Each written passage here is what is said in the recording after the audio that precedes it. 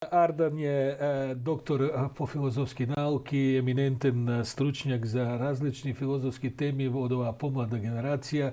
Ponekad se to hermetični temi za nekakva poširoka javnost Artan, no istovremeno je direktor za istraživanja vo Institutu za obštestveni i humanistički nauke vo Skopje. Artan, imaš, bi rekao, za godiните bogata produkcijska karijera. Često te gledam v razni forumi, so analizi i така натаму. A причината заради која денеска сакав да поразговараме, може би оној разговор што вчера го имав, и оној разговор што вчера го имав со Гордан Георгиев, кој гледам дека многу се гледа и така натаму, а се однесува на неговата колумна која беше објавена во Економија и бизнис за тоа каков е неговиот однос кон денешна Бугарија. Јас тоа вчера го обавивме и сега не би се навртял на тоа. Кога разговаравме со оваа моја молба со тебе да поразговараме, е всушност темата колку ни историјата повторно вратена на секојдневните маси за политичко и обштествено ручање со целата своја прегнантност, особено во последниве недели и месеци заради овие развои со Бугарија.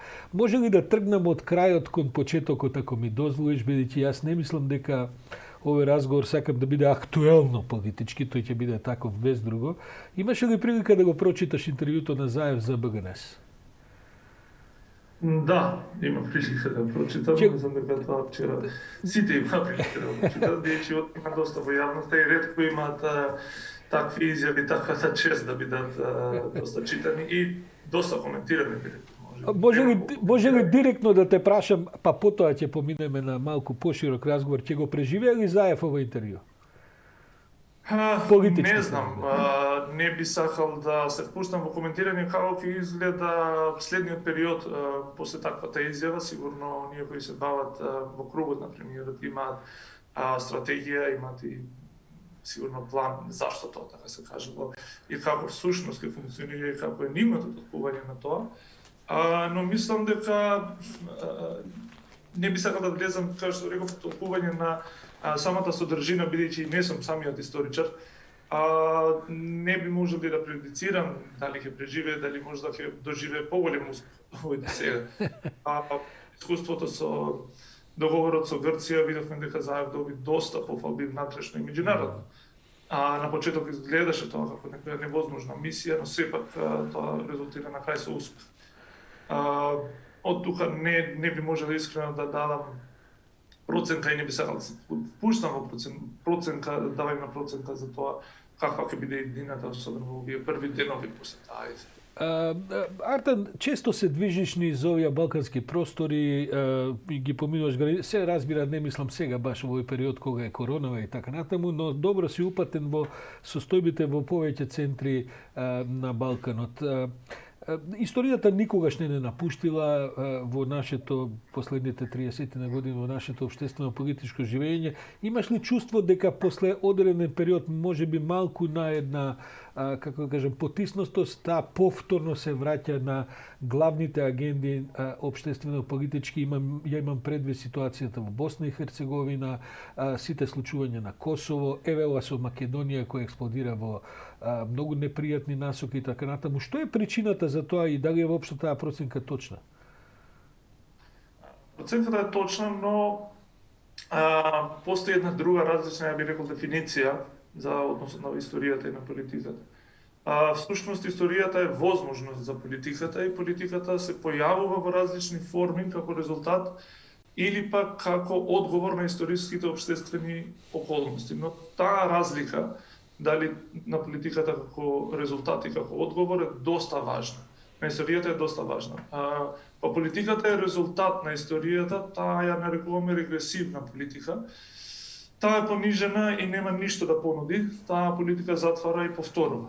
На некој начин ваква политика може да ја третираме и како антиполитика, токму поради фактот што таа не се труди да ги реши предизвиците кои одредена историска ситуација ги има наложено, туку се легитимира себе си како лежиште на минатото. Таа е политика која само ја носи минатото и се бави со тоа. А од друга страна пак имаме може да постои друга политика која исто така во одреден однос со историјата, но таа одговара на историјата. Таа и пркоси на некој начин на оно што би го нарекле смртта на времето и се воздига над наследството историско и се труди да изгради едно ново време или пак би рекле ново историско искуство, која секогаш на некој начин гледа кон иднината.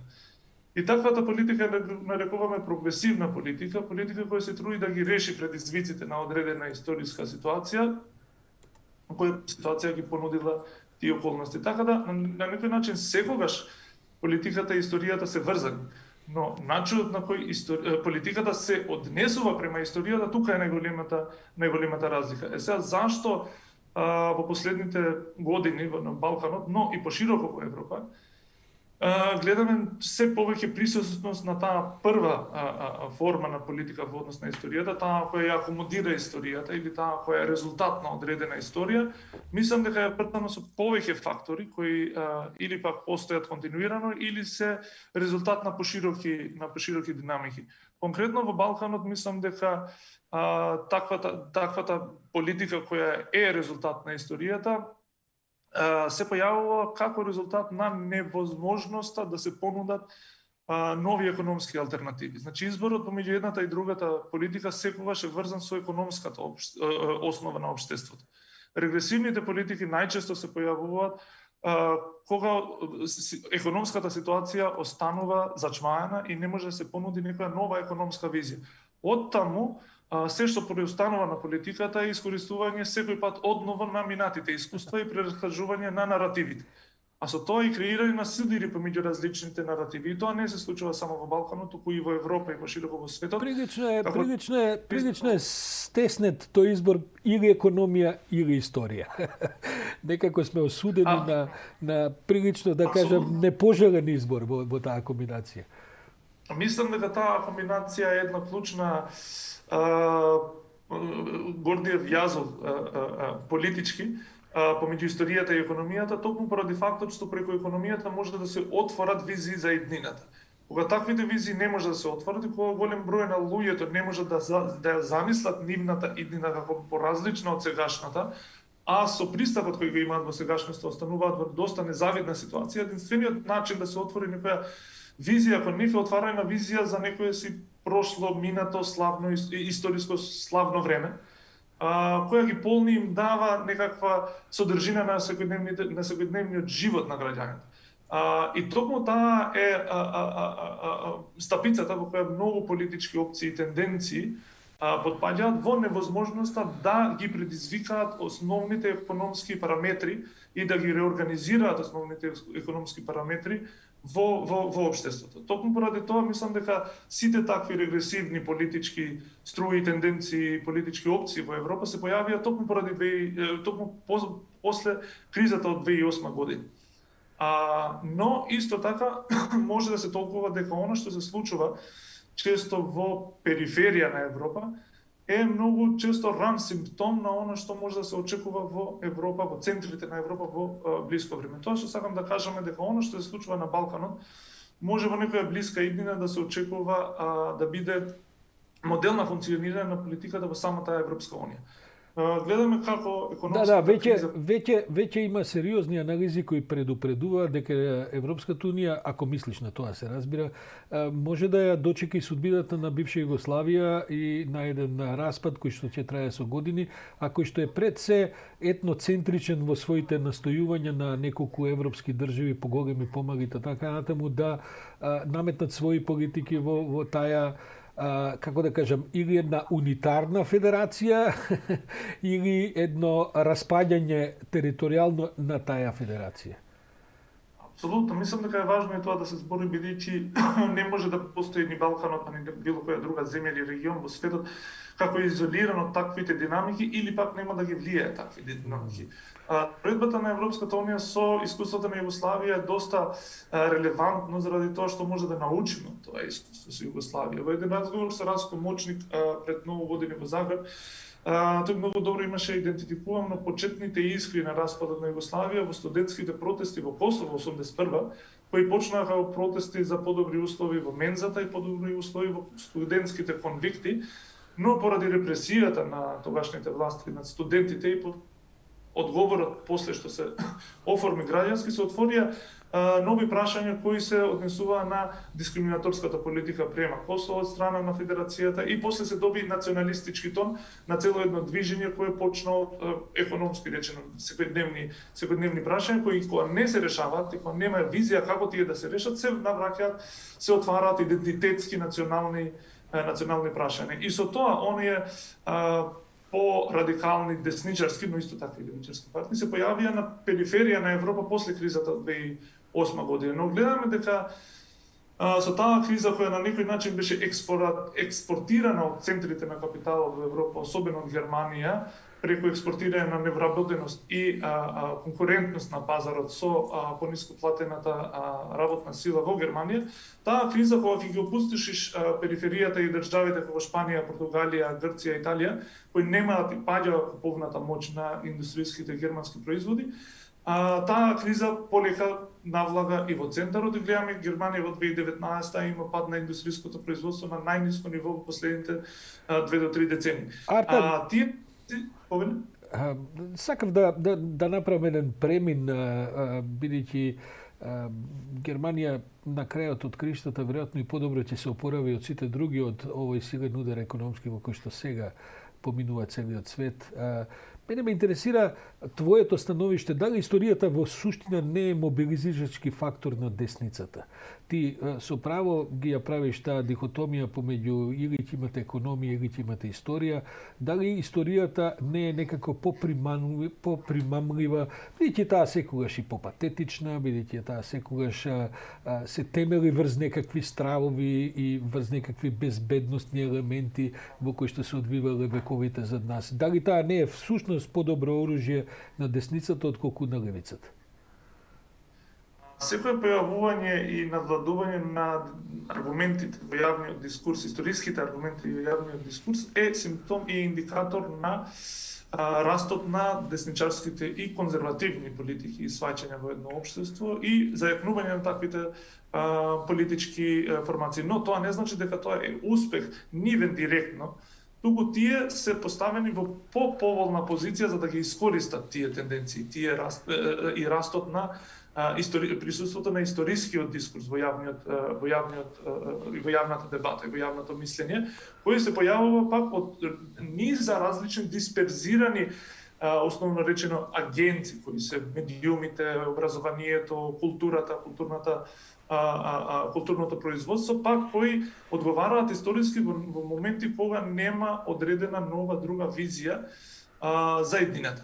Токму затоа се затвараат наративите во една историја кои се трудат од друга страна да ја хомогенизираат одредена група, одредена нација, етничка заедница или држава, како најдобар одговор на, да речеме, партикуларизачките и процепувачките тенденции на општествено-економските кризи, кога сите луѓе на различен начин и индивидуализирано ги искусуваат последиците на тие кризи, историскиот апел се труди сите тие последици на таа криза да ги заобиколи и групата на луѓе да ги сплоти заедно преку еден историски наратив. Тука, како што кажав, влегуваат после можда бидат и не толку успешни до тој момент политички партии од десницата кои го користат тој момент на кризата и добиваат енормно висока поддршка на секои следни избори. Тоа е случај и во државите во периферијата на Европа и државите во центарот на Европа. За среќа до сега во Балканот сме имале присуство на по-мејнстрим десничарски партии.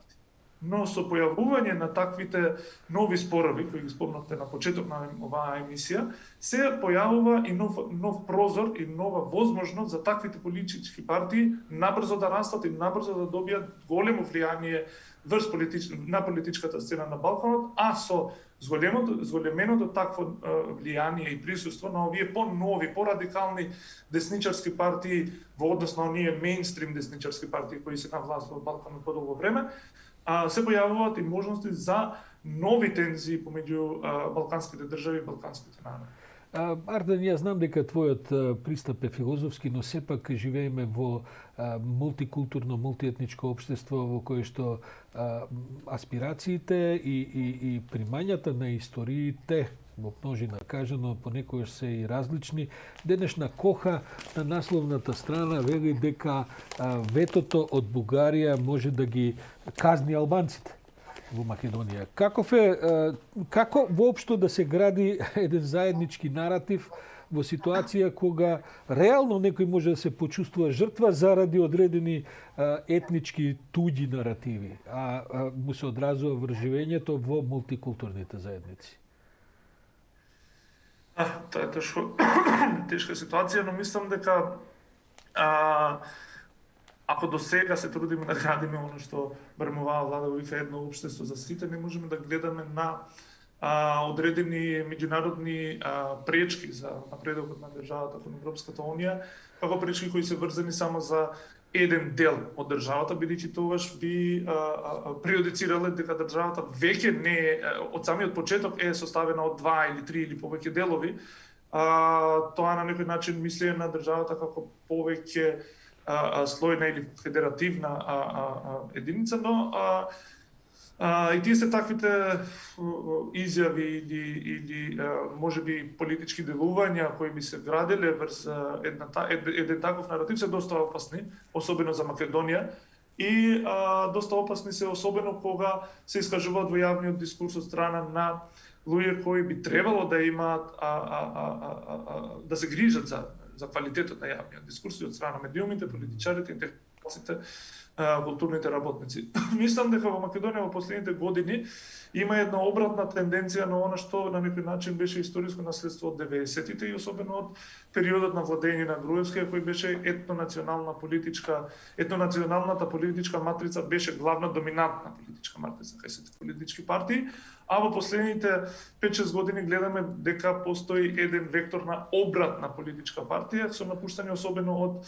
страна на владеачката партија на тој етнонационалистички дискурс и на отварање кон нови визии и давање на нови пораки кон општеството.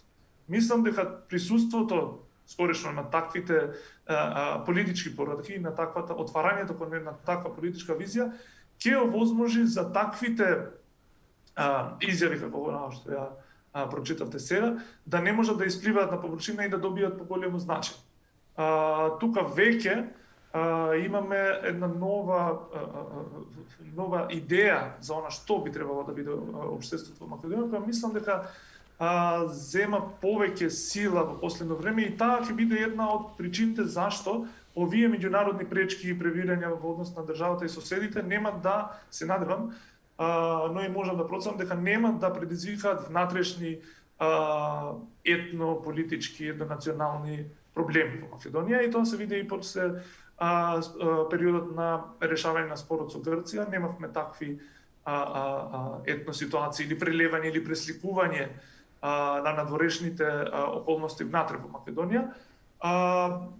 Чита пред некое време и различни културно-филозофски толкувања на оно што би можело да се случува во една држава која е мултиетничка, мултинационална, кога на едниот дел од таа група и се предизвикува или пак и се преиспитува или оспорува идентитетското прашање, често може за цел на зајакнување на чувството кое е загрозено од страна на некој надвор, таа чувство да се зајакнува према агресивност кон другите внатрешно во државата, тоа би било пред македонците према албанците. Тоа како што гледаме не е случај до сега. За среќа. Така е.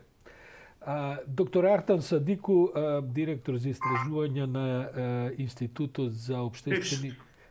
Поранешен. Сега што правиш, Артан? На која си сега? На кој ангажмент? Артан Садику, благодарам многу за овој утрински инспиративен разговор. Ова се сепак теми кои можеби бараат и поголеми, подолги формати, но сигурен сум дека, бидејќи си вклучени во онаа феноменална иницијатива на КРИК, на фестивалот кој што имено се занимава со критичката култура, можеби овие теми ќе бидат повод за тамошни подолги, пообсежни дебати. Артем, благодарам.